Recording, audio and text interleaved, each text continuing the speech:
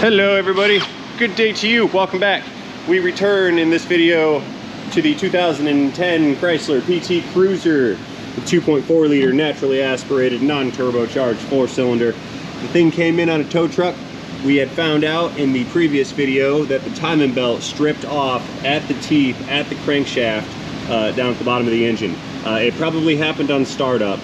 In that original video, I had speculated that the valves, at least one set of valves and one of these cylinders had been bent from contact with the piston, because this is in fact an interference engine.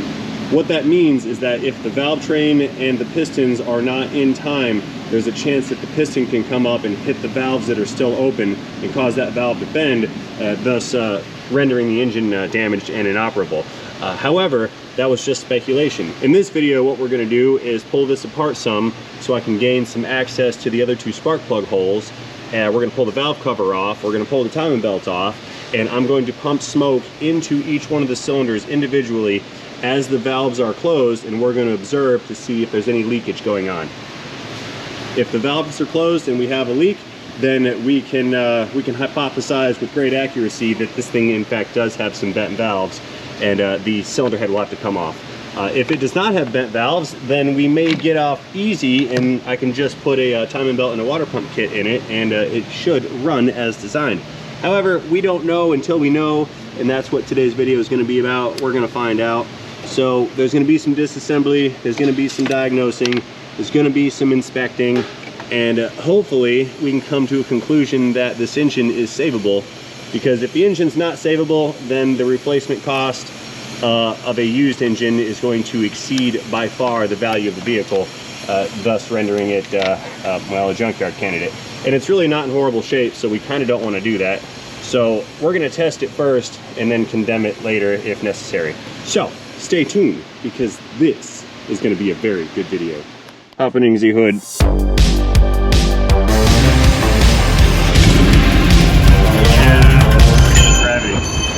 So first things first, we're going to need to get a lot of things on this particular vehicle disassembled. We have to pull the intake manifold off, and we have to do that because I can't get access to the two spark plug holes. So let's get this connector disconnected here.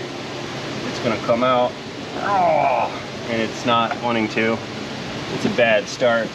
Can't even get the connector off the intake or the tube off the throttle body. Come on, you. Let's not do this. Let's make this nice and easy like. There's that connector. We have this connector that I was just tinkering with. There we go. Now it's going to come out. I believe this is the manifold pressure sensor here, I think. Or math sensor. I'm pushing down on the tab, but it's not wanting to come off of there. Yeah, not to a good start. Not at all. Come off. There. I'd push it in, and then depress it, and then push it out. Okay, we've got the idle air control connector over here on the back side. Let's get that guy disconnected. Walk it off. We have a vacuum line right here for the evap system. Let's pop that guy off. Leave that alone. A couple wires on the back of the intake. The wire loom has disintegrated due to its plastic nature, but the little bracket clip things are still there. See that one? Yeah, those are still present, so I'm going to leave those on the wire. We'll add replacement convolute to this particular wire at a later time. Okay, so the intake's disconnected. Around here on the back, we're going to find one bracket. That's this guy right here, and a 13 mil bolt. Let me grab a ratcheting wrench and we can take that bolt out. Then we can come back up to the top, pull all these 8 mil bolts out, and then the top of this intake should come free. Right, we're going to see if I can't squeeze this tool in, and I can't. Nope, need a wrench. All right, going back in with a flex head ratcheting wrench. That should make light work of that bracket bolt. Yep, she's gonna come right out. Good. Spent more time hunting down the tools to try to make this come out faster than how long it took to just reach in there and do it. the addiction to power tools. Now, this intake's getting a little loose. Let's go up here to the front and we'll buzz out these front bolts here, and here, and then this intake will come off. I think there's just 5, I think. Pull them out and find it.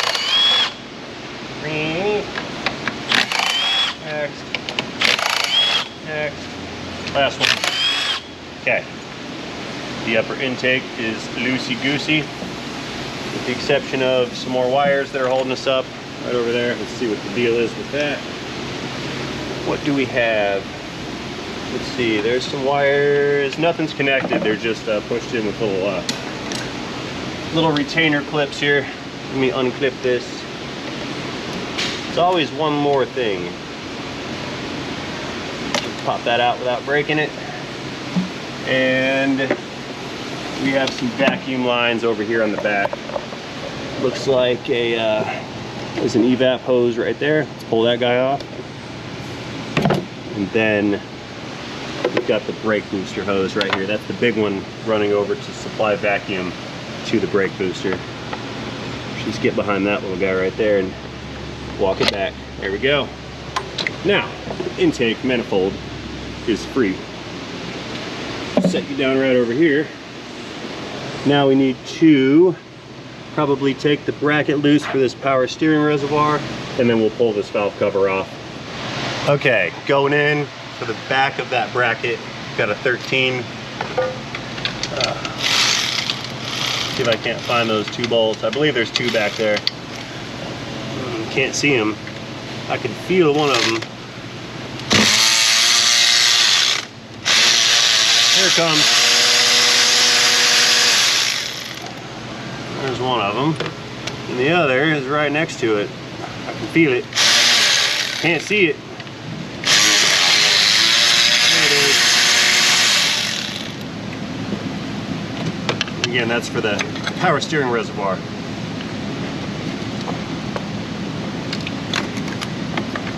Okay, that'll give us the space to get to the bolt in the top of this valve cover. What we need to do is get this cover off, because I'm going to loosen the cams to ensure that that the valves are closed. I'll just unbolt them and kind of let the valve spring pressure push the cams in an upward direction, and in turn the valves will close. Let's disconnect our coil, and then we've got 4 bolts for this ignition coil here, and then we've got the perimeter bolts around the valve cover itself. So let us disconnect this coil. I could probably get away with leaving it here, but I'm going to take it off. Because if this thing is savable, all this has to get cleaned off. It's crudded up pretty nasty from what looks to be a valve cover gasket leak. Oh no, it did have to come off. Look, there's a bolt hiding behind it. You got me. Okay, 8mm bolts are coming in next. There's 6 or 8 of them. Actually, they're coming out. They're not going in. Taking these out. Where are you at? 5, 6, 7. That one back there. 8.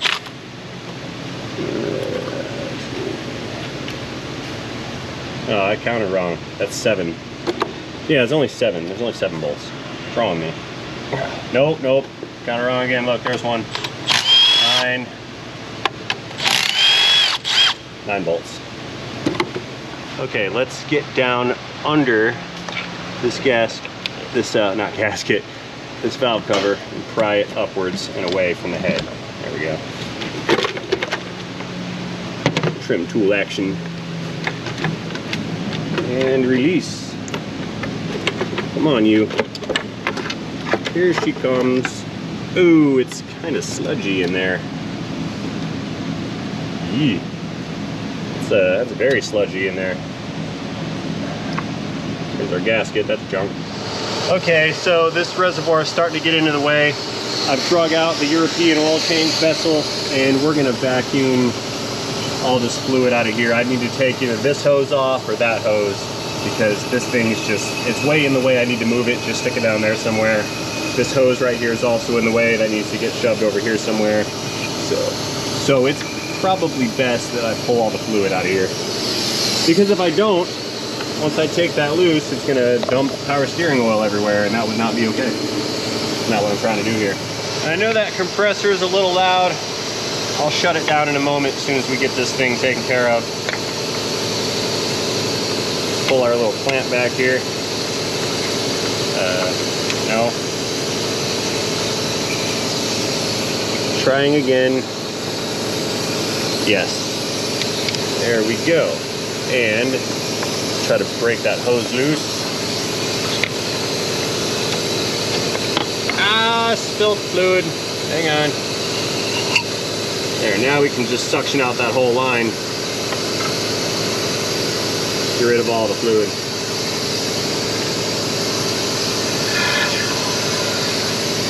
And the bottom of the reservoir as well. Suck that out.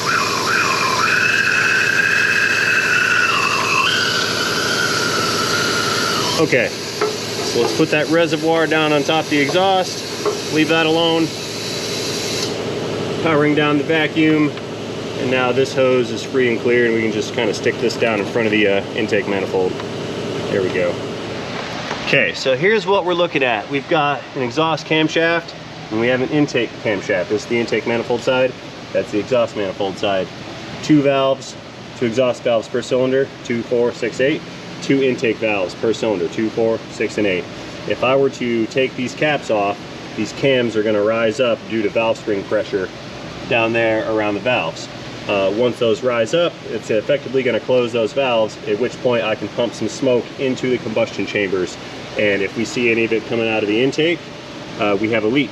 If we have a pressure drop and the gauge is showing flow, that means we have a leak in the exhaust side. Look, light's getting low.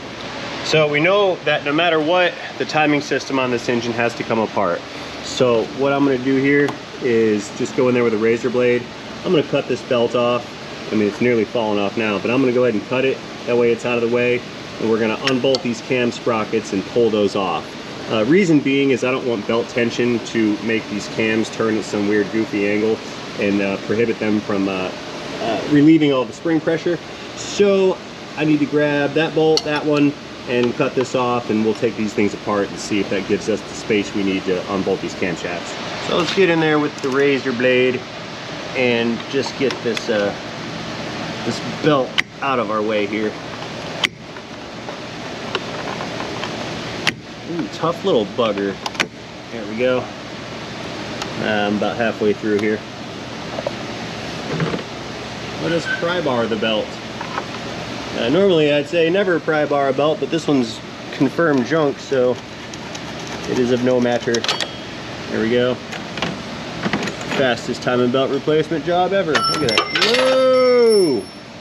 Okay, now what I'm going to do is, utilizing these little holes right here, I'm going to stick that punch in, and I'm going to put a wrench over that punch just so I can get leverage on it. Simultaneously, my other wrench is going to go over here on this sprocket, and we're going to break that thing loose. That makes sense? You'll see. Actually, instead of a wrench, I'll just stick a socket over top of that and then use the extension to hold it down. Then I can break that bolt loose with the wrench on the left. See how that's working? Very nice.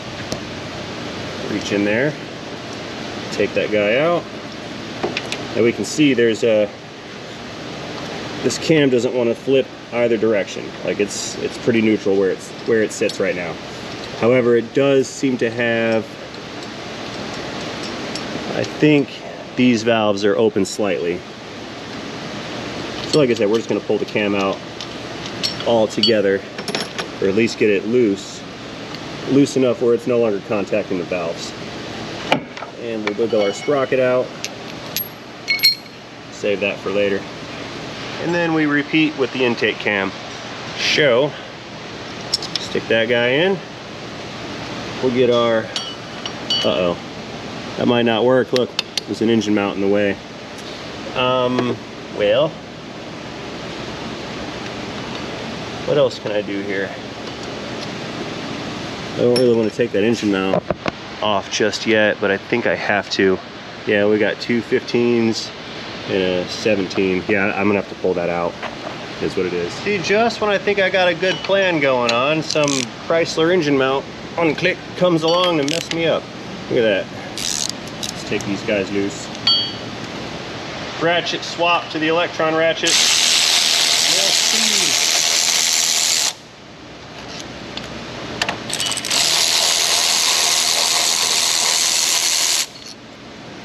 Got him. Unclick.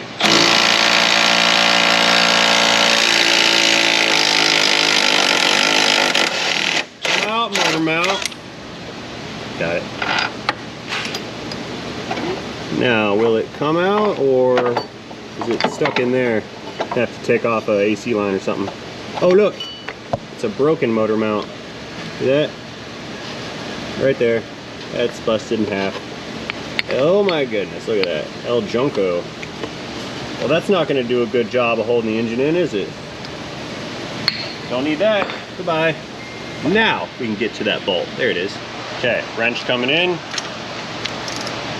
That's where we want that. And over here on the right, got our punch. And I'm actually going to use the a wrench this time to hold this. Get some more leverage out of it. See that? So now, unclick. Don't break. It's breaking and it broke. Okay, well, oh, there it is. Yeah, that broke. Scheisse.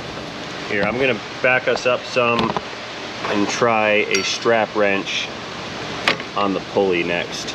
That might work. If it grips, it should work. If it doesn't grip, well, then I have to figure something else out.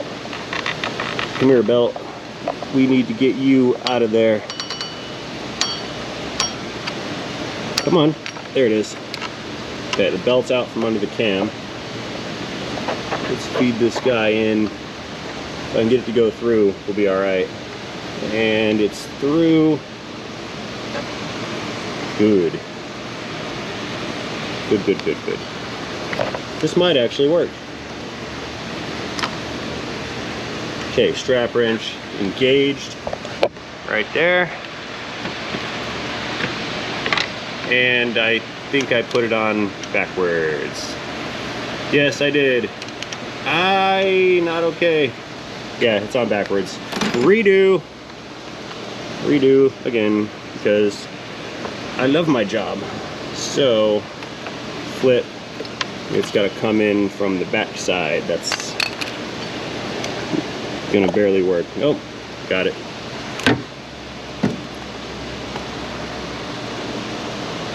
Yeah, that goes right through there.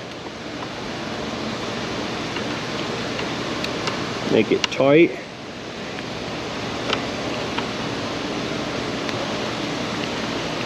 Okay. Come on, bolt. What if I can get in there with like a 90-degree impact or something? Come on, there it goes. It's turning. All right. Oh, good. That was not as hard as I thought it was going to end up being. I need to quit saying that about this car. It might kick me in the butt later. Well, we'll see. We'll see. I've done this job before. It's not really pleasant because there's no space, but we play with the toys that we're given.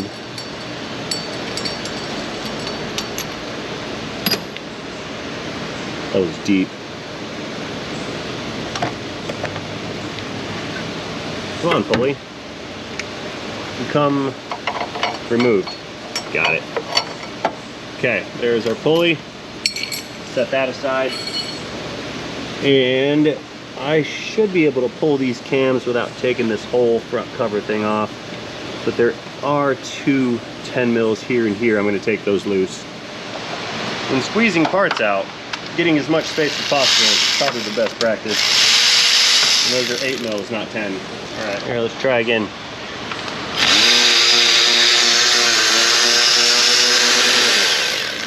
I got you. There it is.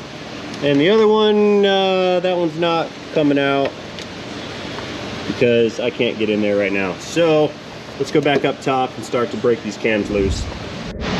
Okay, let's see how this goes. Those are tight. Yep.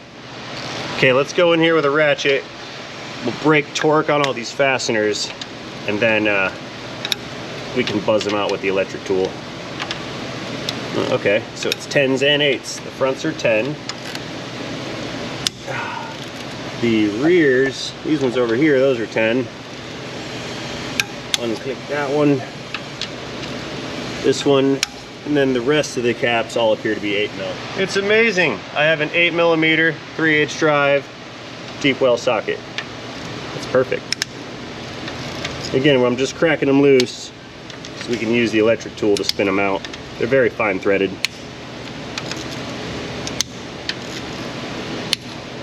And we're not wasting time, with the exception of pulling these cam caps off, because if this thing has bent valves, that was weird. Look at that. Pressure of some sort came out of there. It's like water almost. That's not a good sign. What is that? Anyway, as I was saying before my GoPro died,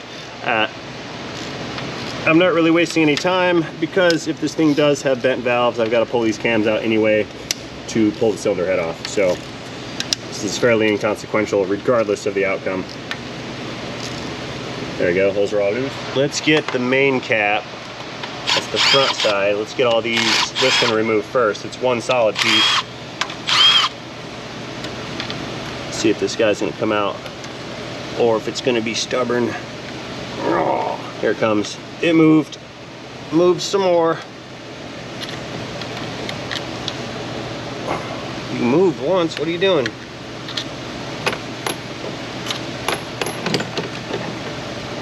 Try to get under it right here. See if we can't pry it up some.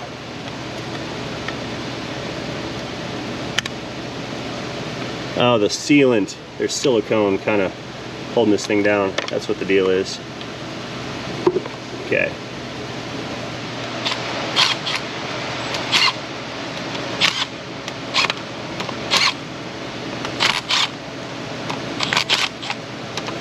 I'm backing them off just a little bit in case there is spring pressure that wants to push this cam up.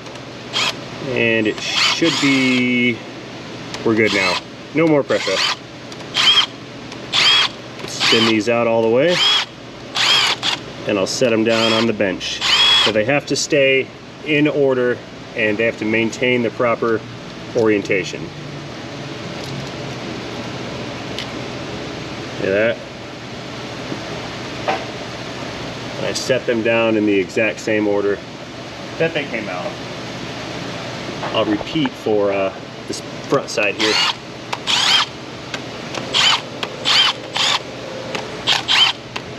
I just felt the cam come up some, and I missed that one. Oopsie. Well, that's not good. Unclick. Yeah, that one shot some stuff out too. Oh, good. Leftover oil pressure? What's the deal?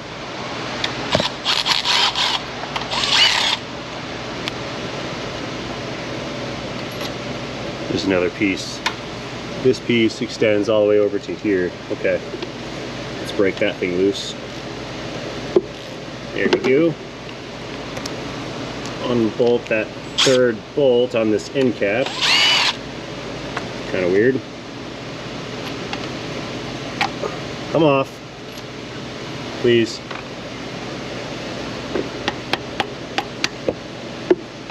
Can I get under it? Nope.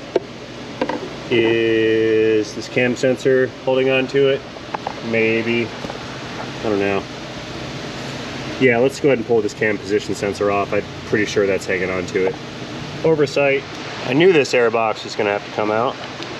I just knew it. So let's pull that off. Now I can pull the valve cover out all the way. It was just kind of sitting up there against the cowl. Set that down. That's nasty. Pull this thing back out for the second time. What is this? Triangle shaped car. That's what it is. Okay, 2 8-mils.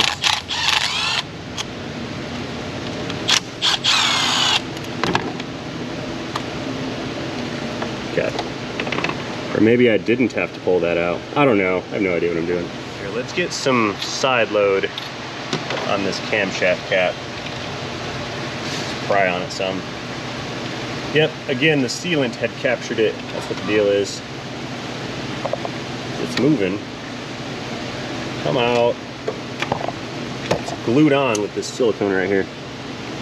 And I can't get under it. Got it. There it is. There, now we're back on track. Let's pull the rest of these caps off in order, just in case it goes back together. We'll see. Maybe it does. Maybe it does not.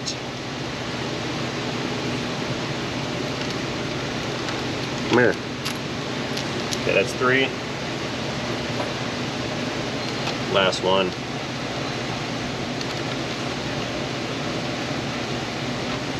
Got it. Okay. Now, how about these cams? Should just pop right on up and out. Let me get under it with some pry action. There we go. A little bit on the front. It is loose. And just flex that front cover some and pull her up and out. There's our intake cam. That's down on the bench. And let's see about that exhaust cam.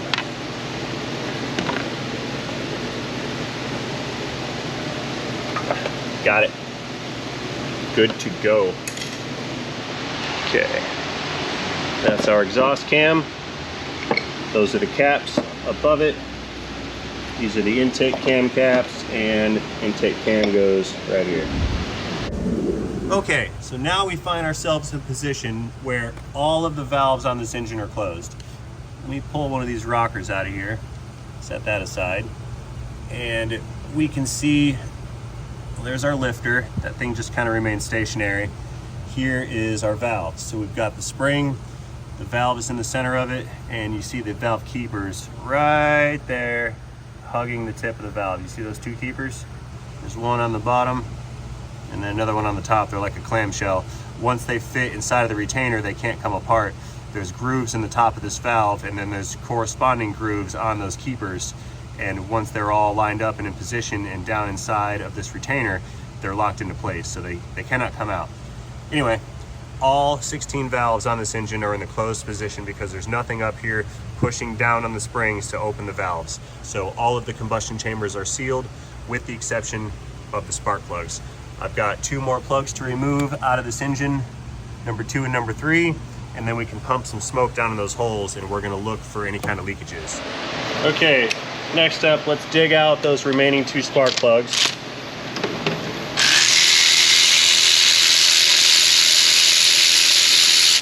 Not much digging is necessary. They came right out. That one looks like the other 2.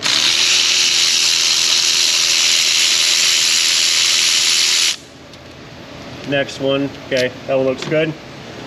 Nothing crazy about that. Let's go ahead and set up our test rig. So the way I'm gonna do this, I have here one of the adapters for the compression tester. And I'm gonna go in and pull the Schrader valve out of it. That way it's just a threaded tube. See, with that valve in there, air could go in this direction, but not that direction. And we're gonna be pumping in from this direction. So we have to pull this valve out.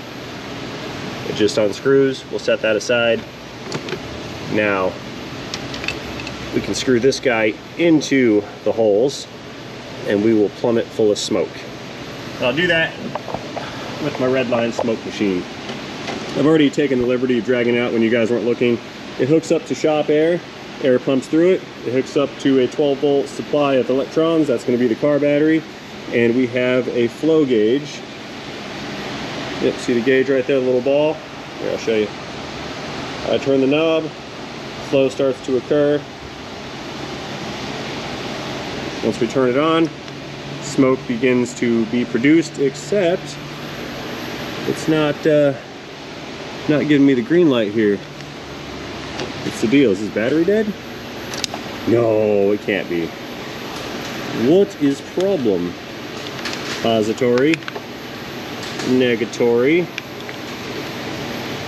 and I don't have any lights on my machine.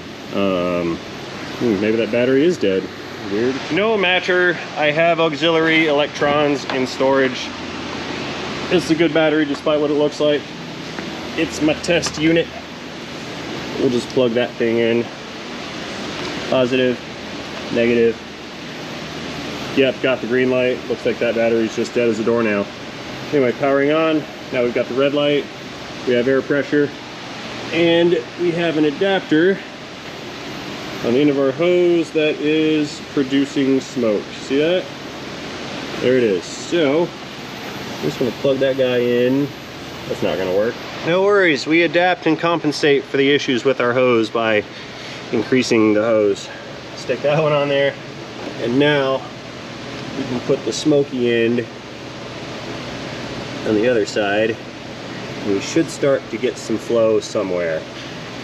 Let's give it a minute and see what it does. Alright, so I've got this thing turned up about as much as I can get. Just to prove it, we'll turn it off. We'll turn it back on. And we've got flow here. And if we take a look, I pulled the towels out, but look down inside of this cylinder here. We've got smoke coming out from the intake side on cylinder 4. Let's blow that out. And it's gonna fill back up again. See that? So we have one of these two valves, either this one or both of them. That one's leaking into the intake on cylinder 4. Let's move the apparatus over to 3, 2, and then 1, and we'll check those for leaks as well. Yeah, that's unfortunate that we've got a confirmed leak this early on, but that's not a reason to stop the test, because at this point we still have inconclusive information. We shut the smoke machine down. It's smoking me out. Okay, apparatus transferred over to number 3. Now there is kind of a flaw in this method. Smoke machine's back on, and the flaw is I can't tell if there is an exhaust leak or not because we can't see the exhaust. The only way I'd be able to do that is to disconnect the manifold back there, disconnect the catalytic converter, or just sit way out back at the tailpipe and hopefully kind of wait to see some smoke. Regardless, we're pumping smoke into cylinder 3, and if we take a look at our gauge here, we can see a similar behavior at the ball. It's not consistent, but there is flow taking place. See how we're going up and down and up and down? But if I were to reach down, let's say we pinch this hose off, watch our flow. Flow is going to drop, see that? See, now it's sealed. If I let her go, we get that bouncy flow thing going on. So looks like we've got a leak somehow, some way on number 3, and I'm waiting to see it out of the intake on this number 3 runner, which we do not. I do not see it coming out of the intake, but we can see it flowing in the gauge. So that leads me to hypothesize that it is exiting the engine from the exhaust side. So that one's up for question mark on number 3. We don't know. We know for sure number 4 has an intake manifold or intake valve leak. We don't know about number 2 and number 1 yet. So let us proceed. Yeah, you're getting the gist of it by now. Oh, smoking it out. Power off. Pinch it off. Blow it off. Switch this over to number 2. Plug her back in and check the intake on number 2. Regardless of if these others are leaking or not, though, the cylinder head would have to come off to have this repaired. And if we're doing that, we're doing one cylinder, we're going to do all of them. And that's just how it's going to be. Okay. Going back to check our machine. We've got flow. Red light on, smoke's going in. Flow has not been arrested, meaning it's still going. And I'm looking, checking the intake runner. Nothing yet. I'll give it a couple minutes. Alrighty, it's been about 5 minutes and I'm still not seeing any smoke coming from the number 2 intake runner. However, we are getting this inconsistent bounce and flow. See a little ball in there? I do believe that the number 2 cylinder exhaust side also has leaking valves. So let's switch her over. Get out of here, smoke. Let's switch it over to the number 1 and check one more time. And that'll give us data on all 4 cylinders here. Put that guy in, there we go. Plug that thing in. You guys can't see because I'm holding the camera, but I got her. That's plugged in. Flow, smoke. Look at that one. That's at maximum flow. See that? That one pegged. It's going and it's going, it's going. And I can't tell if we're getting it out of the intake side yet or not.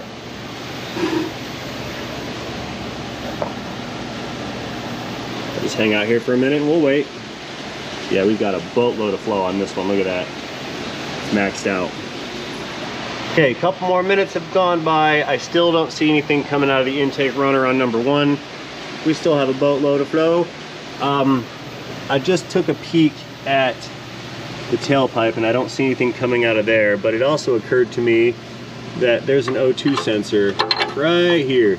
So I think I'm gonna try to get this O2 to come out, and if that thing starts chooching out a bunch of smoke, then we know for sure that there are exhaust valve leaks.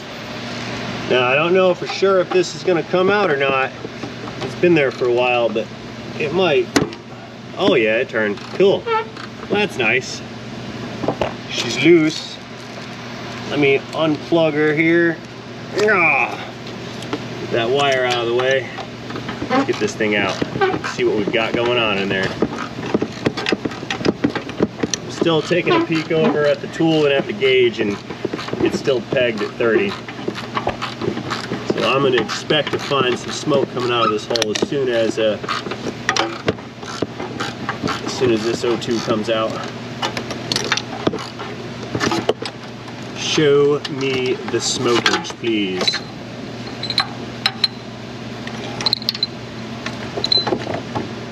Okay, let's try to get in there a little bit closer, and we can see the smoke down inside of that exhaust manifold. See that? Get some more light on it, maybe, or down in it. There it is. There she is. Let me put some light right into that hole. You can see down inside of there. Maybe that'll work. Yep, see it flowing around right there? That's it. That's confirmed. So I've got at least 2 confirmed cylinders that are leaking everywhere. 2 more suspected. As we thought in the first video, this thing's got some bent valves. So the next step in this procedure is going to be to pull this cylinder head off and send it out for inspection. Make sure it's not permanently damaged, and see if it can't be rebuilt.